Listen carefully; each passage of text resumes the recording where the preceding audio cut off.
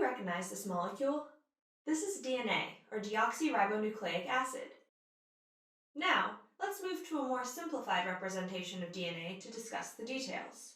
We can unwind the double helix like this, so that we can see the chemical structure inside. Each strand is a polynucleotide, meaning the strand is made up of many individual units called nucleotides.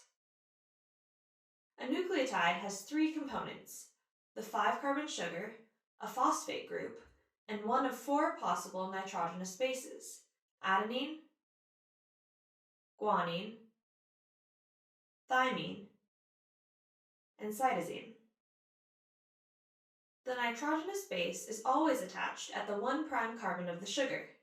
If we count from there, we can see that there is a phosphate between the 5' carbon of one sugar and the 3' carbon of the neighboring sugar.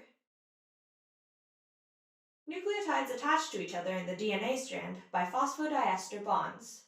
The phosphate group of one nucleotide binds to the 3' oxygen of the neighboring nucleotide. Thus, we can see that the sugars and phosphate groups make up the DNA backbone. The carbon numbering is key to describing the directionality of the DNA strand, 5' to 3'. Looking within the sugars, there is an intrinsic orientation difference between the 2 strands. On the top strand, you can see that the 5' carbon of each sugar is on the left, and the 3' carbon is on the right. Keep in mind that this double-stranded DNA is still a double helix, and we have simplified the representation by flattening and unwinding the helix here to better see the atomic structure.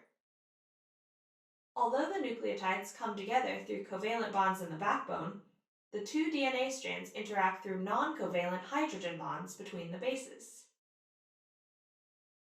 Thymine preferentially pairs with adenine through 2 hydrogen bonds, and cytosine preferentially pairs with guanine through 3 hydrogen bonds.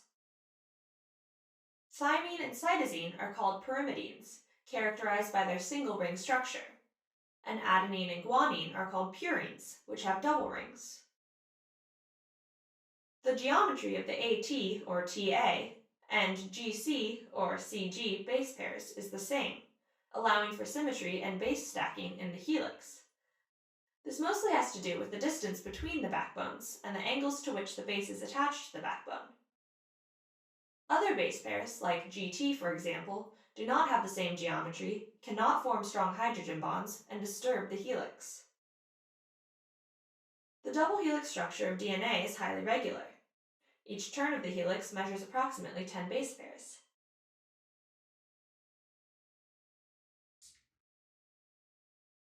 This is the DNA double helix, and you've now learned the structural features that influence its function.